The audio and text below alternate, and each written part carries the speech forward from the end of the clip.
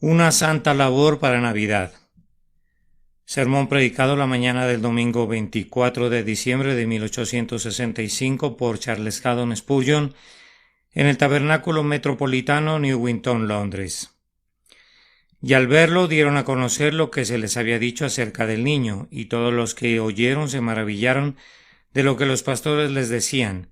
Pero María guardaba todas estas cosas, meditándolas en su corazón, y volvieron los pastores glorificando y alabando a Dios por todas las cosas que habían oído y visto, como se les había dicho. Lucas capítulo 2, versículo 17 al 20. Cada estación del año tiene sus propias frutas, manzanas en el otoño, bayas de acebo para Navidad. La tierra produce según el periodo del año y todo lo que el hombre quiere debajo del cielo tiene su hora.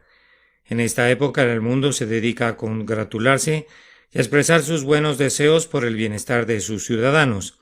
Permítame sugerirles una labor complementaria y más sólida para los cristianos.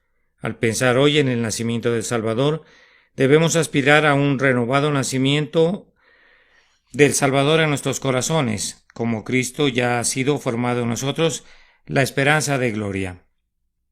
Que podamos ver renovados en el espíritu de nuestra mente, que podamos ir de nuevo al Belén de nuestra natividad espiritual para hacer nuestras primeras obras, para disfrutar de nuestros primeros amores y para festejar con Jesús, como lo hicimos en los días santos, felices y celestiales de nuestros esponsales.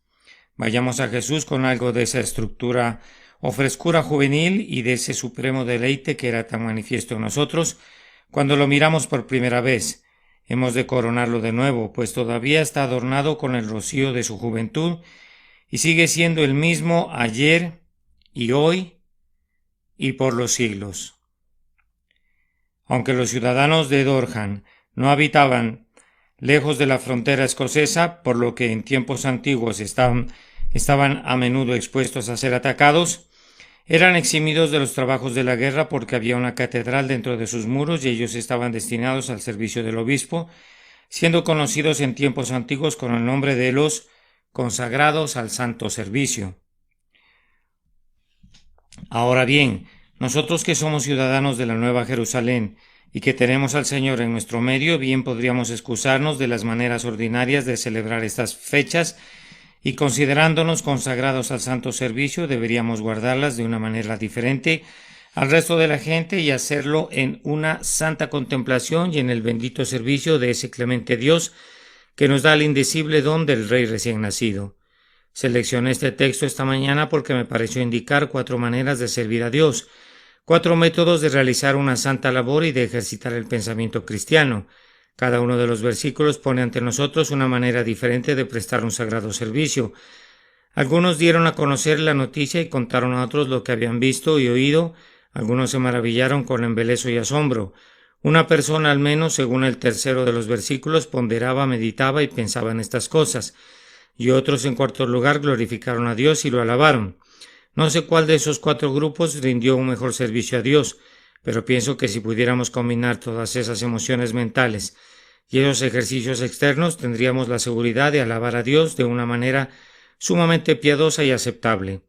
Para comenzar entonces, en primer lugar, encontramos que algunos celebraron el nacimiento del Salvador, dando a conocer lo que habían visto y oído, y verdaderamente podemos decir que tenían algo que valía la pena que se repitiera a los oídos de los hombres, aquello que los profetas y los reyes esperaron largamente. Había llegado al fin y les había llegado a ellos. Habían encontrado la respuesta al enigma perpetuo.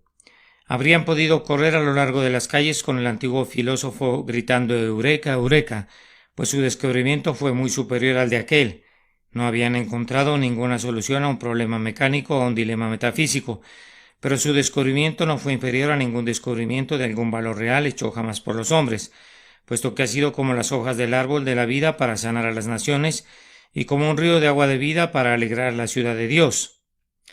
Ellos habían visto a unos ángeles y los habían oído entonar un cántico completamente nuevo e insólito. Habían visto algo más que ángeles, habían contemplado al Rey de los ángeles, al ángel del pacto en quien nos deleitamos. Habían oído la música del cielo y cuando cerca de aquel pesebre el oído de su fe hubo oído la música de la esperanza de la tierra, una armonía mística que resonaría a lo largo de todas las edades, la dulce y solemne melodía de los corazones, se sintonizó para alabar al Señor y el glorioso oleaje del santo gozo de Dios y del hombre se fundió en una alegre armonía. Habían visto al Dios encarnado, una visión quien la contemplaba tenía que sentir que su lengua se suelta a menos que un pasmo indescriptible lo dejase mudo. Imposible quedarse callados habiendo visto ese espectáculo único. Comenzaron a contar su inigualable historia a la primera persona que encontraron fuera de aquella humilde puerta del establo, y no descansaron de dar voces hasta que cayó la noche diciendo vayan y adórenle, vayan a adorar a Cristo, el Rey recién nacido.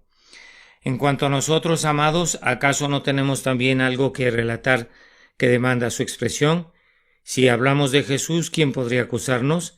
Esto en verdad haría que se mueva la lengua del que duerme, el misterio del Dios encarnado por nuestra causa, que se desangra y muere para que nosotros no nos quedemos exagües ni muramos, que desciende para que nosotros podamos ascender y que fue vuelto en pañales para que podamos ser despojados de las vendas de la corrupción. Aquí tenemos esa historia que es tan benéfica para todos los oyentes, que quien la repita con mayor frecuencia hace lo mejor y que quien menos la divulgue tiene el mayor motivo para acusarse de un silencio pecaminoso. Ellos tenían algo que contar y ese algo contenía la inimitable combinación que es la señal secreta y la regia marca de la autoría divina, un inimitable maridaje de sublimidad y simplicidad. Ángeles cantando a unos pastores, el cielo resplandeciente de gloria refulgente a la medianoche, Dios, un bebé, el infinito, un infante de un palmo de altura, el anciano de días nacido de mujer, que pudiera ser más sencillo que la posada, el pesebre, un carpintero, la esposa de un carpintero y un niño, que pudiera ser más sublime que una multitud de las huestes celestiales que despiertan con sus villancicos gozosos a la noche y Dios mismo hecho manifiesto en carne humana. Un niño no es más que un espectáculo ordinario, pero qué maravilla es ver la palabra que en el principio estaba con Dios, habilitando entre nosotros para que viéramos su gloria, gloria como el unigénito del Padre, lleno de gracia y de verdad. Hermanos, tenemos que contar una historia muy sencilla y muy sublime. ¿Qué podría ser más simple? Crean y vivan. ¿Qué podría ser más sencillo? Dios estaba en Cristo reconciliando consigo al mundo.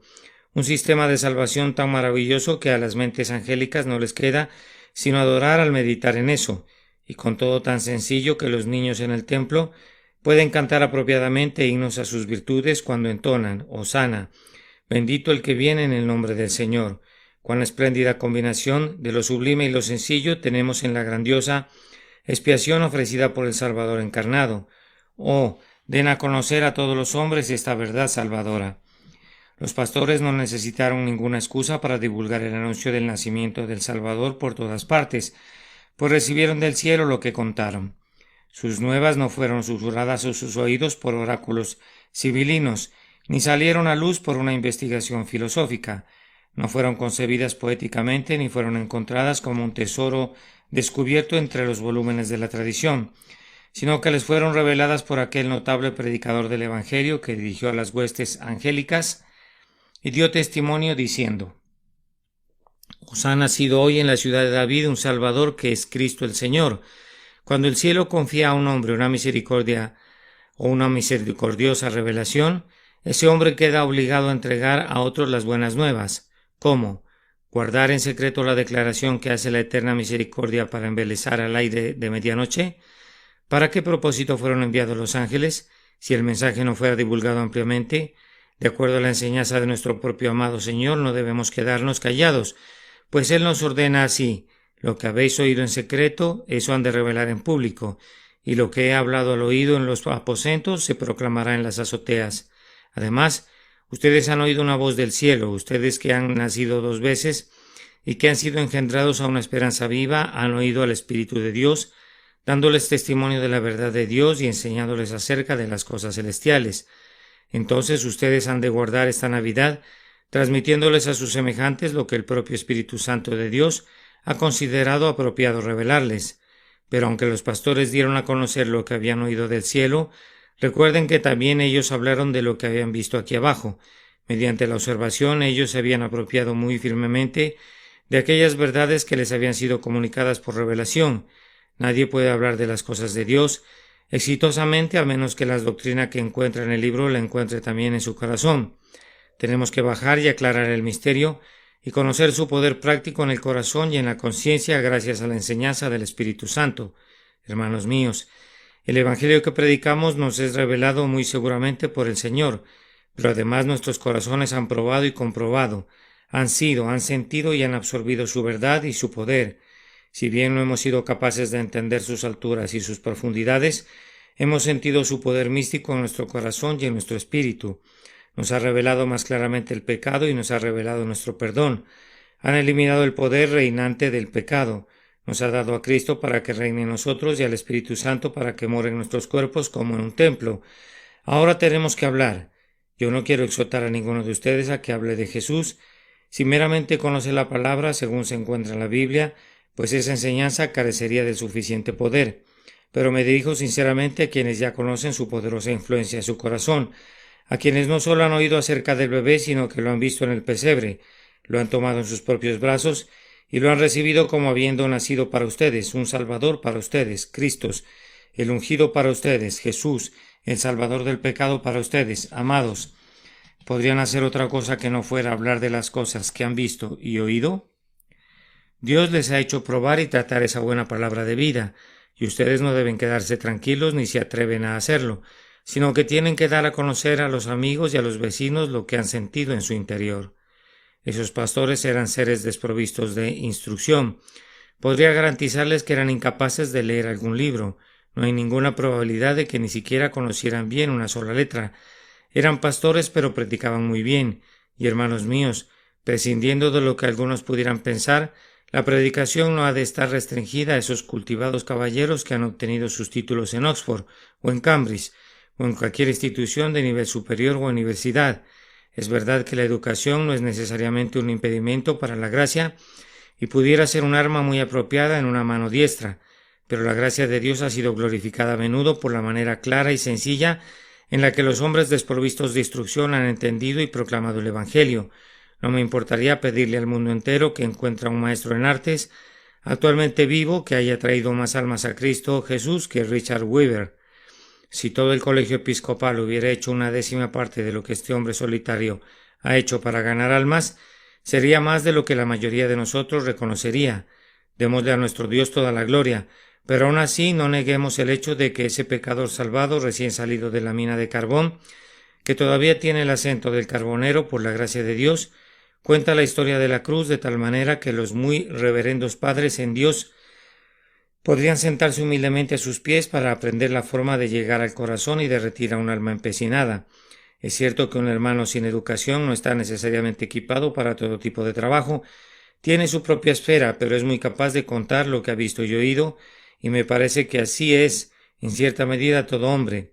Si has visto a Jesús y has oído su voz salvadora, si has recibido la verdad como del Señor, si sentiste su tremendo poder como proviniendo de Dios para ti, y si has experimentado su potencia sobre tu propio espíritu, vamos, tú ciertamente puedes declarar lo que Dios ha escrito en tu interior.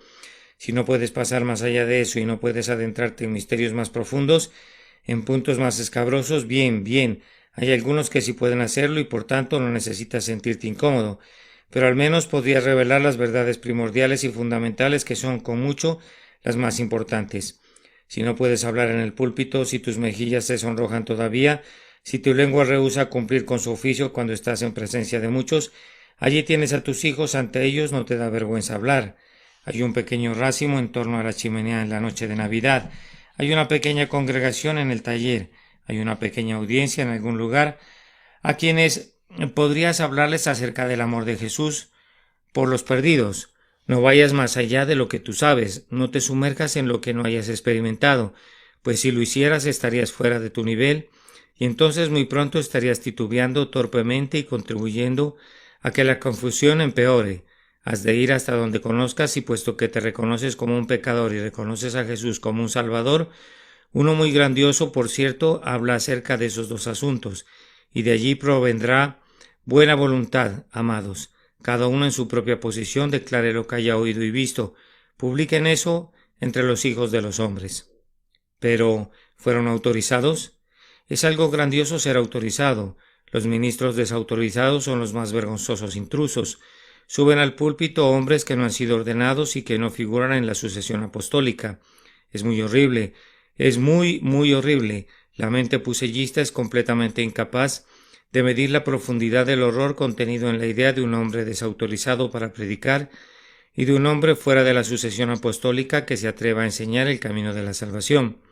Para mí este horror se asemeja mucho al terror de un muchacho en edad escolar ante el duende de sus propios miedos han conjurado. Pienso que si viera que un hombre se desliza sobre el hielo hacia una tumba fría y yo pudiera rescatarlo de ahogarse, para mí no sería muy horrible que yo pudiera salvarlo, aunque no fuera un empleado de la Real Brigada de Rescate. Imagino que si viera un incendio y oyera gritar a una pobre mujer desde la ventana de un piso superior, y fuera muy probable que muriera quemada, si yo acercara la escalera de incendio a la ventana y preservara su vida, no sería un asunto tan terrible aunque yo no perteneciera al cuerpo de bomberos. No sé si fuera algo tan chocante que un grupo de valerosos voluntarios persiga a un enemigo fuera de los límites de su propio condado, aunque un ejército entero de mercenarios pudiera estar descuidando ese trabajo en obediencia alguna, ordenanza militar que lo incapacitara de prestar su servicio efectivo. Pero resulta que los pastores y otros como ellos están en la sucesión apostólica y están autorizados por la ordenanza divina, pues todo hombre que oye el Evangelio está autorizado a darlo a conocer a los demás. ¿Necesitas una autorización? Aquí tienes la autorización, confirmada categóricamente proveniente de la Sagrada Escritura. El que oye diga ven. Esto es, que cada persona que oiga verdaderamente el Evangelio tiene que invitar a otros a beber del agua de vida. Esta es toda la autorización que se requiere para predicar el Evangelio, de acuerdo a la habilidad de cada quien. No todos tienen la habilidad de predicar la palabra y no nos gustaría enterarnos de que todos predican en la gran congregación, pues si todos fueran bocas, qué gran vacío habría en la iglesia. Con todo, cada cristiano a su manera debe predicar las buenas nuevas. Nuestro sabio Dios cuida que esa libertad de profetizar no desemboque en un motín, pues Él no otorga los eficaces dones pastorales y ministeriales a muchos. Con todo, cada uno tiene que ministrar según sus dones. Cada cual debe dar a conocer el nombre del Señor Jesús, aunque no sea desde el púlpito, sino desde su reclinatorio, en el taller, en algún lugar, en cualquier lugar y en todo lugar. Que esto le sirva de autorización. El que oye diga ven. Yo nunca pensaría en pedir una autorización para gritar fuego si viera que alguna casa está ardiendo.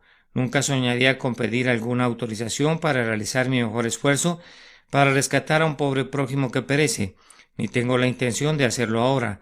Toda la autorización que necesita cualquiera de ustedes no es la autoridad que pudiera emanar de unos prelados decorados con roquetes y albas, sino la autoridad que proviene directamente de la grandiosa cabeza de la Iglesia, que da autorización a todos los que oyen el Evangelio para que todos enseñen a su prójimo diciendo «Conoce al Señor». Aquí, queridos hermanos, tenemos una manera de guardar una Navidad completamente santa y en algún sentido una Navidad completamente jubilosa. Imiten a esos humildes hombres de quienes se dice, al verlo dieron a conocer lo que se les había dicho acerca del niño. Ponemos ante ustedes ahora otro modo de guardar la Navidad, mediante una santa fascinación, admiración y adoración, y todos los que oyeron se maravillaron de lo que los pastores les decían. Poco tenemos que decir de esas personas que meramente quedaron fascinados, pero que no hicieron nada más. Muchos son conducidos a maravillarse por el Evangelio, se contentan con oírlo, les agrada oírlo, y si en sí mismo el Evangelio no es nada nuevo, hay nuevas maneras de expresarlo, y a ellos les encanta ser refrescados gracias a la variedad. La voz del predicador es para ellos como el sonido de alguien que da un tono preciso con un instrumento. A ellos les encanta escuchar. No son escépticos, no ponen objeciones, no identifican dificultades, simplemente se dicen a sí mismos, es un excelente evangelio, es un maravilloso plan de salvación. Aquí tenemos un amor sumamente asombroso, una condescendencia sumamente extraordinaria. Algunas veces se sorprenden de que sean unos simples pastores quienes les digan esas cosas. A duras penas pueden entender cómo personas ignorantes y sin educación hablan de estas cosas y cómo pudieron entrar jamás en las cabezas de esos simples pastores, donde pudieron haberlas aprendido, cómo es que parecen tan motivados por ellas, qué tipo de operación deben de haber experimentado para ser capaces de hablar como lo hacen. Pero después de alzar sus manos y de abrir sus bocas durante unos 9 días, la sorpresa pierde intensidad y siguen su camino y ya no piensan más al respecto. Hay muchos de ustedes que son conducidos a maravillarse siempre que ven una obra de Dios en su distrito. Se enteran de alguien que se convierte después de haber sido un muy amable pecador y dicen: eso es algo muy maravilloso, hay un avivamiento, da la casualidad que estás presente en una de las reuniones cuando el Espíritu de Dios está obrando gloriosamente. Entonces tú dices: bien, esto es algo singular, es algo muy asombroso. Incluso los periódicos reservan un espacio en alguna esquina, algunas veces para que unas obras muy grandes y extraordinarias de Dios en el Espíritu Santo sean publicadas, pero allí termina toda la emoción, todo es un maravillarse y nada más. Ahora bien, yo confío que no ocurra lo mismo con ninguno de nosotros, que no pensemos en el Salvador y en las doctrinas del Evangelio que Él vino a predicar simplemente con estupefacción y asombro, pues esto nos produciría muy poco bien. Por otro lado, hay otro modo de maravillarse que es similar a la adoración. Si es que no fuera adoración, pienso que sería muy difícil trazar una línea entre el santo asombro y la adoración real, pues cuando el alma queda sobrecogida con la majestad de la gloria de Dios, aunque no se exprese en un cántico o incluso cuando articula su voz con cabeza inclinada en humilde oración, con todo adora silenciosamente. Yo estoy inclinado a pensar que el asombro que algunas veces se apodera del intelecto humano ante el recuerdo de la grandeza y la bondad de Dios es tal vez la forma más pura de adoración que sube jamás de los hombres mortales al trono del Altísimo. Yo recomiendo este tipo de asombro para aquellos entre ustedes que debido a la quietud y soledad de sus vidas son escasamente capaces de imitar a los pastores en la divulgación de la historia a los demás. Al menos pueden completar el círculo de los adoradores delante del trono, maravillándose por lo que Dios ha hecho. Permítanme sugerirles que este santo asombro ante lo que Dios ha hecho debería ser algo muy natural para ustedes, que Dios considera a su criatura caída, el hombre, y en vez de barrerlo con la escoba de la destrucción, diseña un maravilloso esquema para su redención, y que Él mismo asuma ser el Redentor del hombre y pagar el precio de su rescate. Es en verdad maravilloso. Probablemente les sea más maravilloso en lo que a ustedes se refiere que ustedes sean redimidos por sangre, que Dios abandone los tronos y las regias cosas en lo alto para sufrir ignominiosamente aquí abajo por ustedes. Si se conocieran a ustedes mismos, no podrían ver nunca en su carne ningún motivo o razón adecuados para un acto semejante.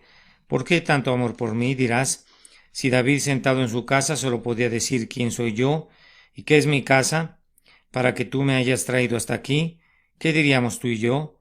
Si hubiésemos sido los individuos más meritorios y hubiésemos guardado incesantemente los mandamientos del Señor, no habríamos podido merecer una bendición tan inapreciable como la encarnación, pero como pecadores, como ofensores que se rebelaron y se apartaron más y más lejos de Dios, ¿qué diremos de este Dios encarnado que murió por nosotros, si no? En esto consiste el amor, no en que nosotros hayamos amado a Dios, sino en que Él nos amó a nosotros.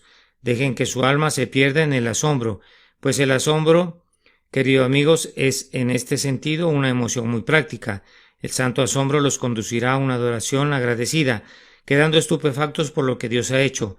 Derramarán su alma con asombro al pie del trono de oro con el cántico, al que está sentado en el trono y al Cordero, que hace estas grandes por mí, sea la alabanza, la honra, la gloria, el poder, la majestad y el dominio. Estando lleno de asombro, serás conducido a una santa vigilancia, tendrás miedo de pecar contra un amor como este, sintiendo la presencia del poderoso Dios en el don de su amado Hijo, quitarás tu calzado de tus pies porque el lugar en que tú estás, tierra santa es. Serás conducido al mismo tiempo a una gloriosa esperanza. Si Jesús se ha entregado a ti, si Él ha hecho esta obra maravillosa por ti, sentirás que el cielo mismo no es demasiado grande para tu expectativa, y que los ríos de placer a la diestra de Dios no son demasiado dulces ni demasiado profundos para que bebas de ellos. ¿Quién podría asombrarse de algo más habiendo quedado maravillado una vez en el pesebre y en la cruz? ¿Qué queda de maravilloso después de que uno ha visto al Salvador? Las 7 maravillas del mundo. Vamos, podrías ponerlas a todas en una cáscara de nuez. La maquinaria y el arte moderno pueden sobrepasarlas a todas ellas. Pero esta maravilla especial no es solo la maravilla de la tierra, sino del cielo y de la tierra e incluso del infierno mismo. No es la maravilla de la antigüedad, sino la maravilla de todos los tiempos y la maravilla de la eternidad. Quienes ven las maravillas humanas unas cuantas veces, al final ya no se quedan asombrados. La más noble mole que haya levantado jamás un arquitecto por fin deja de impresionar al espectador, pero no sucede así con este maravilloso templo de Dios encarnado. Entre más lo miramos, más nos asombramos. Entre más nos acostumbramos a él, más tenemos una idea de su esplendor incomparable de amor y de gracia. Digamos que se pueden ver más cosas acerca de Dios en el pesebre y en la cruz que en las relucientes estrellas en lo alto, que en el ondulante abismo abajo, que en la alta montaña, que en los fértiles valles, que en las moradas de la vida o en el abismo de la muerte. Pasemos entonces algunas horas escogidas de esta festiva estación sumidos en un santo asombro que produzca gratitud, adoración, amor y confianza.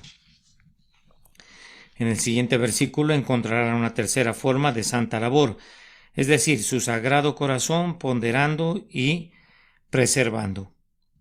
Al menos una persona, y esperamos que hubiesen otras, o de todas maneras seamos nosotros mismos unos más, una persona guardaba todas estas cosas y las ponderaba en su corazón. Se maravillaba, pero hizo todavía algo más, ponderaba. Observaban que hubo un ejercicio de parte de esta bienaventurada mujer en los tres grandes componentes de su ser. En su memoria ella guardaba todas estas cosas, en sus afectos ella las guardaba en su corazón, en su intelecto ella las ponderaba, las consideraba, las sopesaba y las analizaba, de tal forma que la memoria, el afecto y el entendimiento eran ejercitados acerca de estas cosas. Nos deleita ver esto en María, pero no nos sorprende del todo cuando recordamos que ella era la más interesada de todos en la tierra, pues Jesucristo nació de ella. Los que más se acercan a Jesús y entran más íntimamente en compañerismo con Él, serán con seguridad los que estén más absortos en Él. Ciertas personas son más estimadas a la distancia, pero no el Salvador. Cuando lo hayan conocido a plenitud, entonces lo amarán con el amor que excede a todo conocimiento. Comprenderán las alturas y las profundidades de las longitudes y las anchuras de su amor, y cuando hagan eso, entonces su propio amor se henchirá más allá de toda la longitud y anchura, en toda altura y profundidad. El nacimiento concernía principalmente a María, y por tanto ella era la que estaba más impresionada con él. María, noten la manera en que era mostrado su interés. Ella era una mujer y la gracia que más brilla en la mujer no era la intrepidez, pues esa pertenece a la mente masculina, pero la modestia afectuosa es una belleza femenina y por eso no leemos de ella que diera a conocer tanto como que ponderara en su interior. Sin duda, tendría su círculo y sus palabras para hablar en él, pero ella se quedaba principalmente en su casa como la otra María. Ella trabajaba, pero su obra era directamente para él, el gozo y el deleite de su corazón. Como los demás niños, el santo niño necesitaba de cuidados que sólo la mano y el corazón de una madre pueden brindar. Ella estaba, por tanto, dedicada a él. Oh, bendita dedicación, dulce compromiso. No consideren como inaceptable el servicio que se ocupa más bien de Jesús que de sus discípulos o de sus ovejas descarriadas. Aquella mujer que quebró el vaso de alabastro y derramó el perfume sobre el propio Jesús fue criticada por Judas e incluso los otros discípulos pensaron que los pobres habían perdido un beneficio. Pero ella ha hecho conmigo una buena obra, fue la respuesta del Salvador. Yo deseo llevarlos a este pensamiento, que si durante esta época ustedes que son callados y retraídos no pueden hablar a otros, o no cuentan con una oportunidad deseable o con un don apropiado para esa labor, podrían sentarse con Jesús y honrarlo en paz. María cargó al Señor en sus brazos, que ustedes pudieran cargarlo en los suyos. Ella realizó directamente labores para su persona, imítenla. Ustedes pueden amarlo, bendecirlo, alabarlo, estudiarlo, ponderarlo, comprender su carácter, estudiar los tipos que lo anunciaban e imitar su vida, y de esta manera, aunque su adoración no descuelle entre los hijos de los hombres y escasamente los beneficia a ellos, a diferencia de algunas otras formas de labor, con todo los beneficiará a ustedes mismos y será aceptable para su Señor. Amados, recuerden lo que han oído de Cristo y lo que Él ha hecho por ustedes. Hagan de su corazón una copa de oro que contenga los ricos recuerdos de su anterior misericordia. Conviértalo en una urna de maná que preserve el pan celestial del cual se alimentaron los santos de tiempos antiguos. Su memoria debe atesorar todo lo que ustedes han oído o sentido o conocido acerca de Cristo, y luego sus cálidos afectos deben asirse perennemente a Él.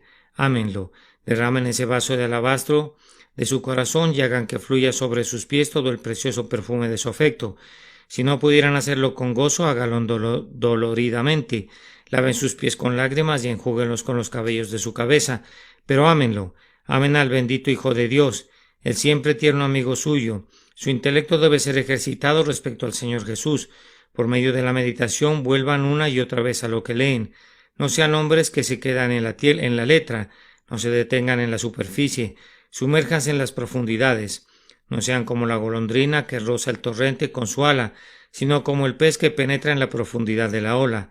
Den profundos tragos de amor, no sorban y ya, sino moren junto al pozo como Isaac moraba junto al pozo del viviente que me ve. Permanezcan con su Señor.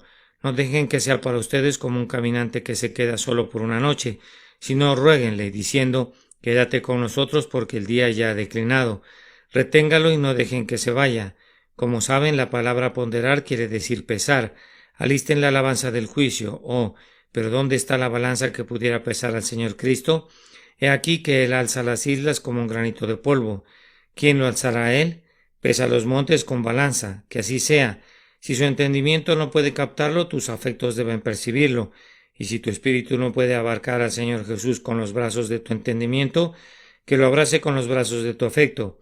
Oh, amados, aquí tienen una bendita obra de Navidad para ustedes. Sí, como María, guardan todas estas cosas en su corazón y las ponderan. Ahora le toca el turno al último tipo entre las santas labores navideñas. Y volvieron los pastores, leemos en el versículo 20, glorificando y alabando a Dios por todas las cosas que habían oído y visto, como se les había dicho. ¿A qué volvieron? Volvieron de nuevo a su ocupación de cuidar a los corderos y a las ovejas. Entonces, si deseamos glorificar a Dios, no necesitamos renunciar a nuestra ocupación. Algunas personas tienen la idea de que la única manera en la que pueden vivir para Dios es convirtiéndose en ministros, en misioneros, o en trabajadoras sociales cristianas o en vendedores de Biblias. Ay, ¿cuántos de nosotros no nos quedaríamos fuera de cualquier oportunidad de engrandecer al Altísimo, si ese fuera el caso? Los pastores volvieron a los rediles de sus ovejas glorificando y alabando a Dios.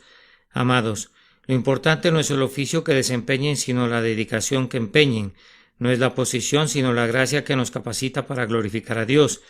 Dios será glorificado con toda seguridad en ese puesto de trabajo del zapatero, donde el piadoso obrero canta acerca del amor del Salvador mientras sostiene su lesna. Sí, y es glorificado muchísimo más que en muchos puestos que prebendas donde la religiosidad oficial cumple con sus escasos deberes. El nombre de Jesús es glorificado tanto por aquel carretero cuando arrea su caballo y bendice a su Dios o cuando habla con su colega de trabajo junto al camino, como por aquel teólogo que a través de todo el país como Boanerges retumba con la predicación del Evangelio. Dios es glorificado cuando permanecemos en nuestra vocación. Tengan cuidado de no desviarse de la senda del deber, abandonando su llamamiento, y tengan cuidado de no deshonrar su profesión mientras estén en ella. No tengan una alta opinión de ustedes mismos, pero no consideren poca cosa sus llamamientos. No hay ningún oficio que el Evangelio no santifique. Si buscan en la Biblia, encontrarán que las más insignificantes formas de labor han estado de alguna manera u otra conectadas con los más atrevidos actos de fe, o bien con personas cuyas vidas han sido de otra manera ilustres. Sé fiel a tu llamamiento, hermano, sé fiel a tu llamamiento. No importa lo que Dios haya hecho de ti. Si Él te llama, permanece haciendo eso, a menos que estés muy seguro. Ojo, a menos que estés muy seguro de que Él te llama a otra cosa. Los pastores glorificaron a Dios, aunque volvieron a su ocupación. Ellos glorificaron a Dios a pesar de ser pastores. Tal como lo comentamos, ellos no eran hombres instruidos. Muy lejos de tener una surtida biblioteca llena de libros, es probable que no pudieran leer ni una sola palabra, con todo glorificaron a Dios. Esto elimina toda excusa para ustedes, buenas personas que dicen: yo no tengo ningún grado escolar, nunca recibí ninguna educación, nunca asistí ni siquiera a la escuela dominical. Ah, pero si tienes un recto corazón puedes glorificar a Dios. No te preocupes, Sara, no estés abatida porque sabes muy poco. Aprende más si puedes, pero haz buen uso de lo que ya conoces. No te preocupes, Juan. Es en verdad una lástima que tuvieras que comenzar a trabajar muy pronto en la vida, lo cual te impidió adquirir ni siquiera los rudimentos del conocimiento. Pero no pienses que no puedes glorificar a Dios. Si quieres alabar a Dios, vive una vida santa. Tú puedes hacer eso por su gracia, de todas maneras sin educación académica. Si quieres hacer el bien a los demás, sé bueno a tú mismo. Y ese es un camino que está abierto de igual manera al más iletrado como al más ilustrado. Ten buen ánimo, los pastores glorificaron a Dios y tú también puedes hacerlo. Recuerda que hay algo en lo que tuvieron preferencia sobre los sabios. Los sabios necesitaron que los guiara una estrella, los pastores no. Los sabios se extraviaron a pesar de la estrella. Se encontraron de pronto en Jerusalén, pero los pastores fueron directamente a Belén. Las mentes sencillas se encuentran algunas veces a un Cristo glorificado allí donde las cabezas instruidas, muy desconcertadas con su tradición, no lo encuentran. Un buen doctor solía decir: «He aquí estos simplones han encontrado en el reino, mientras que nosotros hombres cultos hemos estado buscando a tientas el pasador de la puerta». Así sucede a menudo, por tanto, personas de mentes simples, consuélense y alégrense. Vale la pena advertir la manera en que estos pastores honraron a Dios. Lo hicieron alabándolo. Pensemos más en un sagrado cántico de lo que hacemos algunas veces. Cuando el cántico estalla en un pleno coro, proveniente de miles de personas en esta casa, no es sino solo un ruido para los oídos de algunos hombres. Pero en tanto que muchos verdaderos corazones tocados con el amor de Jesús están cantando al unísono con sus lenguas, no es un mero ruido en la estimación de Dios, sino que contiene una dulce música que alegra su oído. ¿Cuál es el gran propósito último de todo esfuerzo cristiano? Cuando estuve predicando aquí el Evangelio la otra mañana, mi mente estaba plenamente enfocada en ganar almas, pero mientras predicaba parecía ir más allá. Pensé bien, ese no es el principal objetivo después de todo. El principal objetivo es glorificar a Dios, e incluso una mente recta busca la salvación de los pecadores como un medio para el fin de glorificar a Dios. De pronto se me vino el pensamiento: si al cantar salmos y al cantar himnos realmente glorificamos a Dios, estamos haciendo mucho más que en la predicación, pues entonces no nos quedamos en los medios, sino que estamos muy cerca del propio fin. Si alabamos a Dios con el corazón y con la lengua, lo glorificamos de la manera más segura posible, pues realmente lo estamos glorificando. Entonces, el que sacrifica alabanza me honrará, dice el Señor. Canten entonces, hermanos míos, no canten solo cuando estén reunidos, sino canten estando solos. Alegren su labor con salmos e himnos y cánticos espirituales. Hagan feliz a su familia con música sagrada. Estoy seguro de que nosotros cantamos demasiado poco y sin embargo el avivamiento de la religión ha estado siempre acompañado del avivamiento de la salmodia cristiana. Las traducciones de los salmos que hizo Lutero fueron de tanto servicio como sus discusiones y controversias, y los himnos de Charles Wesley, de Cheney, de Tupley, de Newton y de Cowper ayudarán tanto en el avivamiento de la vida espiritual en Inglaterra como la predicación de John Wesley y George Whitefield. Necesitamos cantar más. Canten más y murmuren menos, canten más y calumnien menos, canten más y critiquen menos, canten más y lamenten menos. Que Dios nos conceda hoy que glorifiquemos a Dios como lo hicieron aquellos pastores, alabándolo. No he concluido con los pastores todavía. ¿Cuál era el tema de su alabanza? Pareciera que ellos alabaron a Dios por lo que habían oído. Si pensamos al respecto, hay una buena razón para bendecir a Dios cada vez que oímos un sermón evangélico. ¿Qué darían las almas en el infierno si pudieran oír el Evangelio una vez más y pudieran estar en términos en los que la gracia de la salvación les fuera asequible? ¿Qué darían los moribundos cuyo tiempo prácticamente se ha acabado si pudieran venir una vez más a la casa de Dios para recibir otra advertencia y otra invitación? Hermanos míos, ¿qué darían ustedes algunas veces cuando están recluidos por la enfermedad y no pueden reunirse con la gran congregación, cuando su carne y su corazón claman por el Dios viviente? Bien, alaben a Dios por lo que han oído las fallas del predicador, que Él se lamente por ellas, que han oído el mensaje de su Señor, bendicen a Dios por eso. Difícilmente oirán jamás algún sermón que no los conduzca a cantar si tienen una mente recta. George Herbert dice: la oración es el fin de la predicación, y eso es, pero la alabanza es también su fin. Alaben a Dios porque oyen que hay un Salvador. Alaben a Dios porque oyen que el plan de salvación es muy sencillo. Alaben a Dios porque tiene un Salvador para su propia alma. Alaben a Dios porque han sido perdonados, porque han sido salvados. Alábenlo por lo que han oído, pero observen que ellos alabaron también a Dios por lo que habían visto. Miren el versículo 20. Oído y visto.